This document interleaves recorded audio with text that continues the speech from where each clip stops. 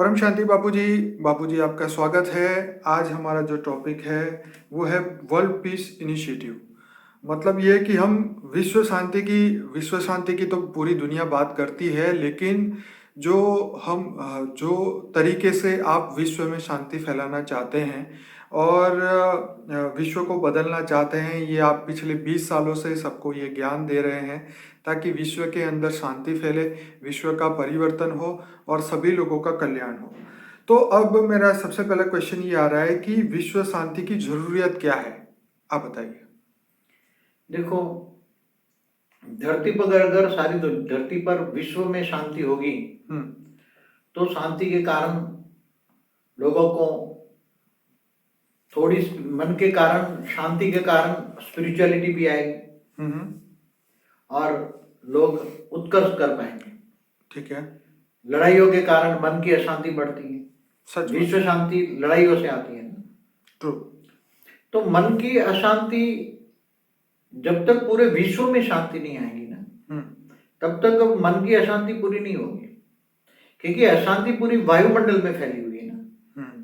अशांति वायुमंडल के एक एक सेल में नेगेटिव रिकॉर्ड पड़ा हुआ है। लड़ाई झगड़े का रिकॉर्ड अंत में वायुमंडल में फैल जाता है। तो वायुमंडल में स्प्रेड ओवर होके वायु तत्व के सेल जो हैं, एक एक सेल में रिकॉर्ड पड़ा है। और वो वायु तत्व जब तुम मनुष्य आत्मा, कोई भी मनुष्य आत्मा वो श्वास लेती है, वायुमंडल के तत्व के एक एक सेल में जो रिकॉर्ड पड़ा हुआ है वायुमंडल में, नेगेटिविटी, लड़ाई, जो भी आप दुनिया में देख रहे हो, रिकॉर्ड तो कहाँ होता है? राइट। कहीं ना कहीं तो वायुमंडल में फैलती है ना। बिल्कुल। लोगों के नेगेटिव वाइब्रेशन या पॉजिटिव वाइब्रेशन या दुनिया की हालत तो वायुमंडल में रिकॉर्ड है।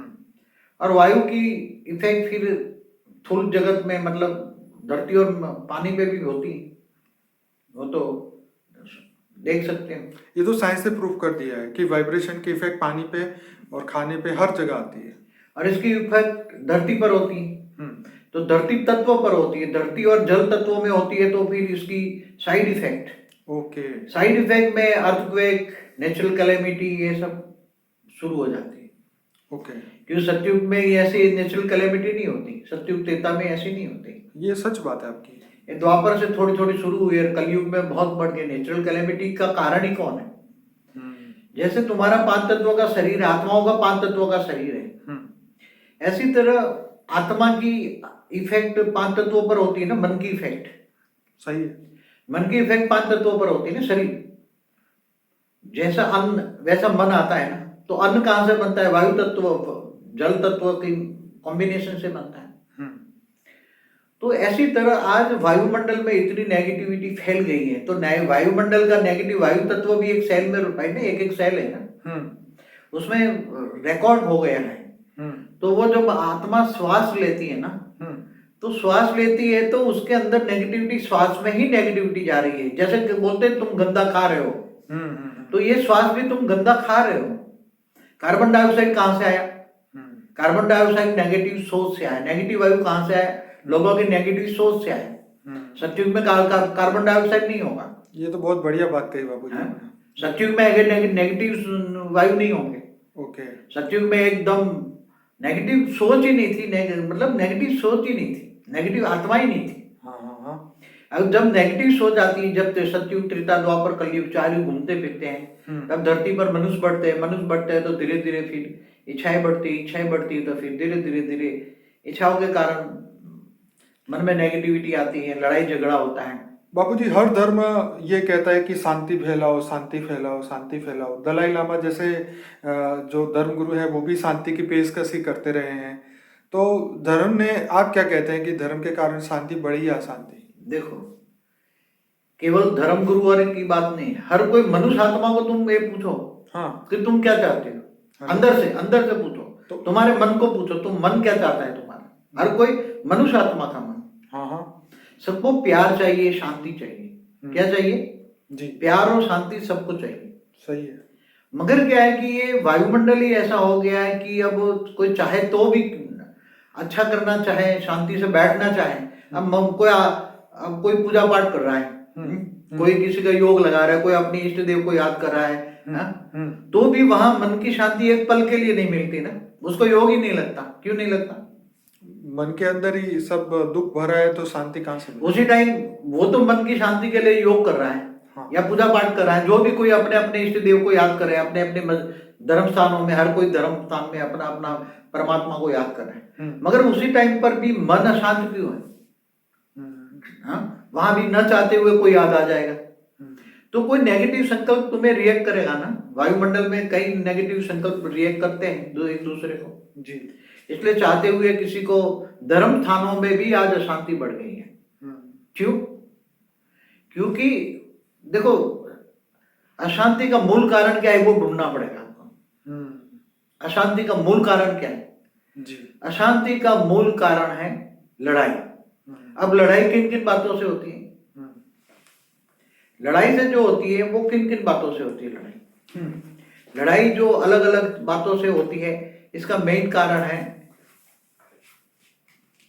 कि एक तो आज जो भी हुए धर्म युद्धों से, धर्म के नाम पर लड़ाई होती है। राइट। सबसे बड़ी लड़ाई धर्म के नाम पर। सतयुग त्रेता में लड़ाई नहीं थी, मगर बाद में द्वापर से ही दो पंथ हुए। पहले एक की पूजा होती थी धरती पर, एक धर्म, एक भाषा, एक। और बाबूजी, जो देवासुर संग्राम की हम बात कर रहे हैं, तो वो तो मतलब धरती लोक पे नहीं, तो सूक्ष्म दुनिया में भी होता था ना। मगर उसी टाइम सतयुग में थोड़ी आत्माएं कम होती थी, धरती पर भी होता था, मगर इसकी इफेक्ट कम होती थी। देवासुर संग्राम जब धरती पर सतयुग होता था तो उसकी इफेक्ट तीसरे लोक या दूसरे लोक तक रहती थी, धरती लोक पर कम इफेक्ट होती थी। ठीक है। मगर इफेक्ट तो होती है। सूक्ष्मोत्तर में जो लड़ाई झगड़ा होती है, चाहे दूसरे लोक में हो, तीसरे लोक में हो, कहीं भी हो, तो लड़ाई झगड़े तो होते ही है ना। और धर्म, देखो धर्म कहाँ से आए? इतने सारे धर्म, पंथ, संप्रदाय कहाँ से आए? तो सूक्ष्मोत्तर से आए ना सब। बिल्कुल। मैंने कई वीडियो में बोला है, मेरी कई वीडियो में। आप हमेशा कहते हैं कि सूक्ष्म दुनिया ही स्थूल दुनिया को चलाती है। सूक्ष्म दुनिया में जो है वो सारा स्थूल दुनिया में थोपा जाता है। तो इसका मतलब ये हुआ कि अगर यहाँ अशांति फैली हुई है तो सूक्ष्म दुनिया में भी अशांति फैली होगी। पहले स्थूल दुनिया में शांति लाने के लिए सबसे पहले सूक्ष्म जगत को तुम्हें चेंज करना पड़ेगा। कितने? सूक्ष्म। क्योंकि 800 करोड़ आत्मा मनुष्य जो दिखती है वो तो ना के बराबर है, वो बेहिसाब ऊपर सूक्ष्म जगत में आत्मा है। दूसरे लोग, तीसरे लोग, जैसे आप कह रहे हैं 10 गुना आत्माएं। 10 गुना नहीं, कई गुना। हाँ, कई गुना। तुम गुना नहीं गिन सकते उसकी, क्योंकि ये तो हमारे धरती के, वो जो बोला था मैंने, धरती के पास तुम्हारे पास मनुष्य आत्माओं के साथ जो भूत प्रेतों की जो संख्या है वो मैंने 10-20 गुना कही थी। अच्छा। मगर इसके ऊपर जो 200 किलोमीटर ऊपर, 1000 किलोमीटर, कई लेयर्स है ना, जो लोग बताए ना, हिंदू शास्त्रों में लोग बताए ना। तो मतलब ये ब्रह्मांड के अंदर ऐसी अरबों खरबों आत्मा है जिसकी गिनती जैसे तारे नहीं गिन पाते, इसी तरह आत्माएं भी नहीं गिन पाएंगे। और वहां पर भी अशांति है, इसलिए उनके वाइब्रेशन के कारण धरती लोक पे भी अशांति फैली हुई है। आपका मतलब? देखो, आपको एक छोटा सा एग्जाम्पल दूं। क्या कोई भी एक देश आज शांति रह सकता है शांति से? वो नहीं चाहता लड़ाई, मगर दूसरे के ऊपर से लड़ाई करेंगे तो तुम क्या करोगे? सच है। मगर धरती पर तुम शांति फैलाना चाहते हो, तो पहले वो धरती पर इफेक्ट किसकी होती है? सूक्ष्म जगत वालों की। जब देवासुर संग्राम होते हैं, तीसरे लोक में होते हैं, स्वर्ग लोक में होते हैं। तो शायद इसीलिए विश्व शांति के लिए यज्ञ करवाए जाते थे पहले के जमाने में। पहले जमाने में जो यज्ञ कराए जाते थे वो देवताओं को आहुति देकर देवताओं को शांत किया जाता था। उसकी प्रोसीजर क्या है पहले समझो।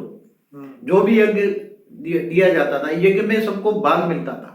हाँ। जो अग्नि देवता, वायु देवता, जल देवता, सभी देवता, इंद्र को, क्योंकि देवताओं को शांत करने के लिए यज्ञ किए जाते थे।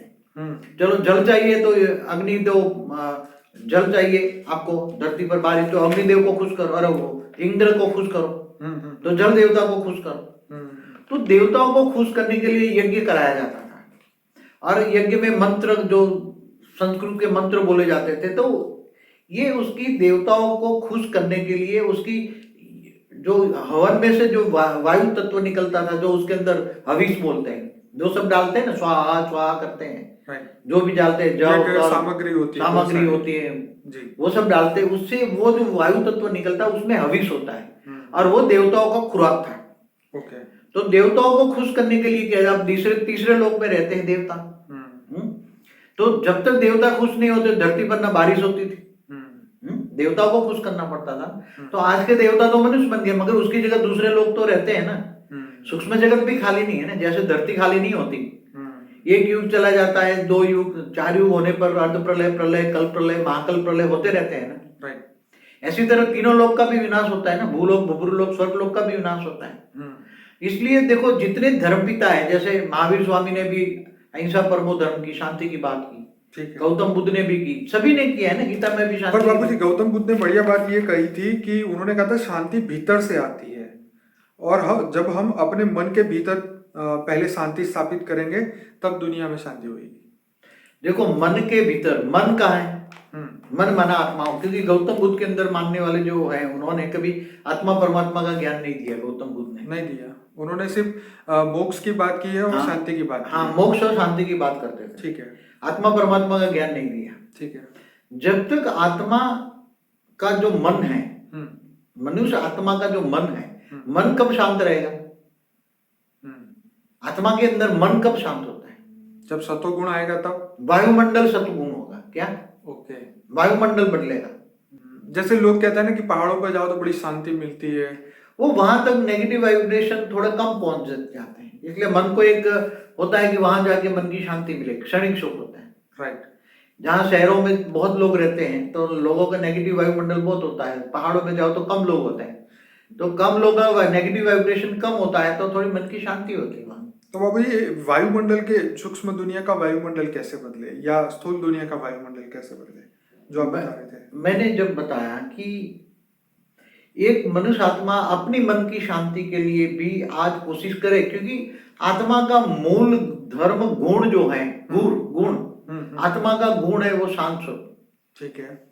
इसलिए वो बोलते हैं ना शास्त्रों में, वो आत्मा का जन्म होता है, मनुष्य का नहीं। आत्मा के जब, तब वो सतो थी, सतो से रजो और तमो बन गई, तमो प्रधान बन गई। ठीक है। सतयुग में आत्मा सतो प्रधान थी, सही बात है।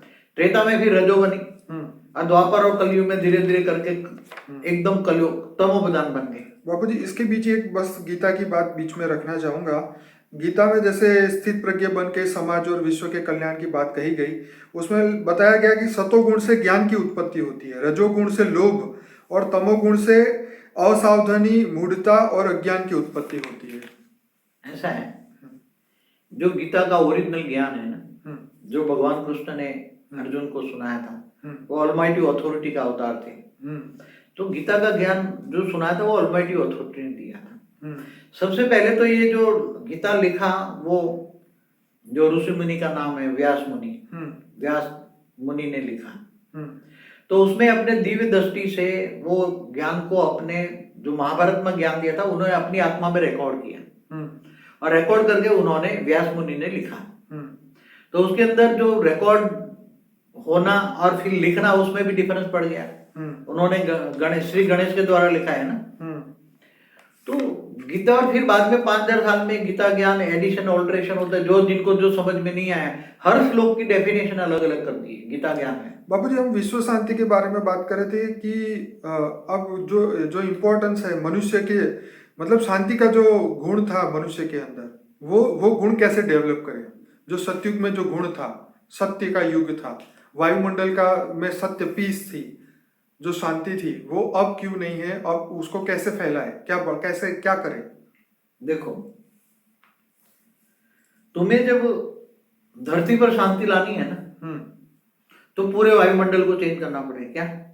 पूरे वायुमंडल को, क्योंकि एक आत्मा कोई शांत नहीं रह सकती। मैंने बताया ना, एक आत्मा तो शांति के लिए योग करती है, हवन करती है, जो भी करती है, मगर उसको अशांत कौन कर देता है? जो वायुमंडल में जो उसकी श्वास ले रहा है, वायु तत्व के एक एक सेल में नेगेटिविटी भरी है। ठीक है। तो वो जब श्वास लेता है तो उसका प्राणमय शरीर, प्राणमय शरीर मनोमय शरीर को डिफेक्ट कर देता है। ठीक है। प्राणमय शरीर में नेगेटिव सेल है, नेगेटिव सोच तुम्हारे बॉडी के अंदर, जैसे तुम खाते हो तो नेगेटिव खाना भी होता है ना। बिल्कुल। ऐसी तरह देखो, मन वचन और कर्म, मन से भी कोई सोचता है तो नेगेटिव पॉजिटिव सोचता है, तो वाइब्रेशन प्लस माइनस होता है ना। बिल्कुल। ऐसी तरह खाना खाने से भी जैसा अन्न वैसा मन होता है जी। तो ये प्राण जो वायु है, प्राण वायु के अंदर नेगेटिव, जो सारी वायु तत्व में नेगेटिविटी पड़ी है, वो श्वास में जाती है, और श्वास में जाती है तो उसकी नेगेटिविटी हमारे मनुष्य के प्राणमय शरीर में डिफेक्ट करती है। हाँ, आपने और प्राणमय शरीर फिर मनोमय शरीर को डिफेक्ट करता है, मन को इफेक्ट कर देती है। इसलिए ना चाहते हुए 1 सेकंड पहले वो हंसता था और 1 सेकंड के पीछे रोना शुरू हो जाता। आपका मतलब ये है कि मनुष्य को ऐसी कोई भी जगह पे नहीं जाना चाहिए जहाँ अशांति हो रही हो, लड़ाई हो रही हो, झगड़ा हो रहा हो, ताकि कला कलेश जहाँ भी होगा तो शांति तो भंग होगी, मनुष्य की खुद की भी शांति भंग हो जाएगी। तो तुम्हें अगर वर्ल्ड पीस लानी है तो पहले सभी तो एक एक धर्म, एक भाषा, एक कुल लानी पड़ती है। ये तो बाबूजी पॉसिबल नहीं, एक धर्म में तो तो पॉसिबल। कभी भी धरती पर वायुमंडल चेंज नहीं हो सकता। हम धर्म से ऊपर की बात कर रहे हैं ना। अगर धर्म ना छोड़िए, तो लड़ाई झगड़ा करेंगे, क्या करोगे? आप आत्मा का ज्ञान दीजिए ना। देखो, लोगों को आत्मा का ज्ञान चाहिए। धर्म से तो सब थक चुके हैं, सब नियम फॉलो करके थक चुके हैं, लेकिन आत्मा खुद स्वयं परिवर्तन नहीं हो पा रही है, तभी तो वो ये ज्ञान को ढूंढ रही है।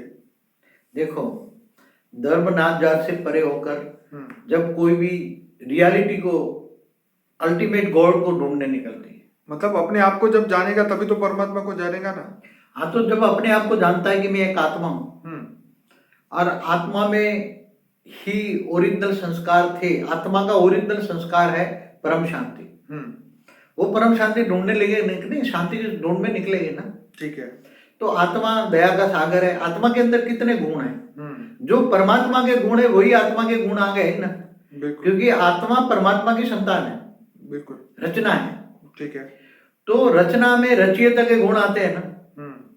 मगर आत्मा जब शांत स्वरूप थी, दया की सागर है, ज्ञान का सागर है आत्मा, तो अपने आप को आत्म स्वरूप का अनुभव करे, आत्मा जाने तो वो खुद को, स्वयं को, अपने वायुमंडल के, अपने ओरा को ठीक कर सकता है, तब शांति मिलती है। मतलब पर्सनल स्पिरिचुअल डेवलपमेंट होगा, स्पिरिचुअल इवोल्यूशन होगा, खुद का होगा, तब ये विश्व में शांति फैलेगी। देखो, आत्मज्ञान से। हमारे ब्रह्मांड का नियम क्या है, एक बात सुनो पहले। आज तक क्या होता था? धरती पर 4 युग होता था। जब कल युग होते थे, फिर कलयुग के अंत में सारा धरती पर विनाश कर देते थे, फिर दोबारा सत्युग की स्थापना होती थी। तो विनाश के बाद नया युग आता था ना। आज तक यही नियम था ना, 4 युग पूरा होने पर सत्युग, त्रेता, द्वापर, कलयुग। ये तो शास्त्रों में लिखी हुई। हाँ, मगर शास्त्रों में भी क्यों नहीं होता था? विनाश के बाद ही, क्योंकि आत्मा को, तुम धरती पर अनेक धर्म, अनेक भाषा, अनेक कुल आते हैं, तो एक धर्म, एक भाषा, एक कुल के बिना धरती पर नहीं आती। मगर आत्मा जब उससे ऊपर उठकर आत्मस्वरूप बनती है और ऑलमाइटी को जानती है, तब आत्मा में पावर आती है। और आत्मा में पावर आती है तो पहले अपनी सुरक्षा करती है, अपना ओरा ठीक करती है, अपना सूक्ष्म शरीर चार्ज करती है, स्थूल शरीर चार्ज करती है। तो इसके कारण बाद में वो घर का वायुमंडल होता है परम शांति, आत्मस्वरूप बनकर परम शांति। उसको चाहिए शांति, तो जो चाहिए वो वाइब्रेशन फैलाएगी ना। अगर उसको शांति चाहिए तो परम शांति के वाइब्रेशन फैलाएगी, तो वो उसको शांति मिलेगी ना। आत्मा को क्या चाहिए? तो आपको शांति चाहिए ना। बाबूजी, शांति के लिए मनुष्य कितनी कीमत चुका सकता है? मतलब शांति की क्या कीमत हो सकती है मनुष्य के जीवन में? मनुष्य के जीवन में शांति ही चाहिए। क्या हर चाहिए? कीमत पे। हर कीमत पे। मनुष्य शांति के लिए कहाँ कहाँ भटकता है। मन अशांत है आत्मा का, मनुष्य आत्मा का मन अशांत है। तो मन अशांत है तो कभी धर्म स्थानों में जाता है, कभी पहाड़ों में जाता है, कभी इधर जाता है, कभी इधर जाता है। शांति की खोज में मनुष्य जो है हर जगह जाता है, अपना रुपया पैसा सब कुछ लगा देता है उस शांति को खोजने के लिए जो उसकी आत्मा के भीतर है, लेकिन वो आत्मज्ञान प्राप्त नहीं करता, इसीलिए उसको वो आत्मा की परम शांति नहीं मिलती। देखो, भक्ति मार्ग में भी कहा है, ज्ञान में भी कहा है, गीता में भी कहा है, अंतर्मुखी सदा सुखी। क्या सही है? और जो बहिर्मुखी है, बाहर जो शांति को ढूंढता है, वो हमेशा दुखी होता है। मैं एग्जाम्पल आपको बताऊं, घर बैठे जिनको आत्मस्वरूप की अनुभूति हो जाए, आत्मस्वरूप में ठीक हो जाए, गीता ज्ञान, गीता में क्या है, तू मुझको आत्मस्वरूप बन, भूत परमात्मा को याद कर, मैं तेरे सब पापों का विनाश कर दूंगा और फिर अंत में तुम्हें परम धाम ले जाऊंगा। ये बोनस है। क्या है? ठीक है। मगर इस जन्म में तो उसका आत्मस्वरूप में विक्रम विनाश हो जाएगा ना। तो आत्माओं को कई कारण होते हैं कि उसके अंदर, आत्मा के अंदर जो पाप पड़ा हुआ है, विक्रम पड़ा हुआ है, वो उसको, मन को शांत नहीं होने देता। आत्माओं के अंदर कर्म बंधन है। क्या है? कर्म बंधन के कारण आत्मा शांत नहीं हो सकती। एक तो वायुमंडल नेगेटिव रिएक्ट करता है और दूसरा है उसके आत्मा में पड़ा हुआ कर्म। कर्म उसका कारण शरीर में रिकॉर्ड पड़ा है और कारण शरीर सूक्ष्म शरीर को